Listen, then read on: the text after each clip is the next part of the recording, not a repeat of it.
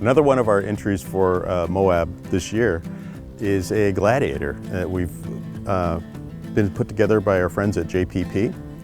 Features a lot of cool things. First, this bumper seat on the front. So it's a grill guard, folds down to become a seat on the front. Metal bumper, Rubicon bumper with a worn winch in it.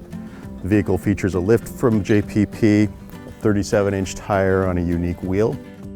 This also being a Gladiator, but with the half doors on it, and then the hard top, I think it's just a really great look to it.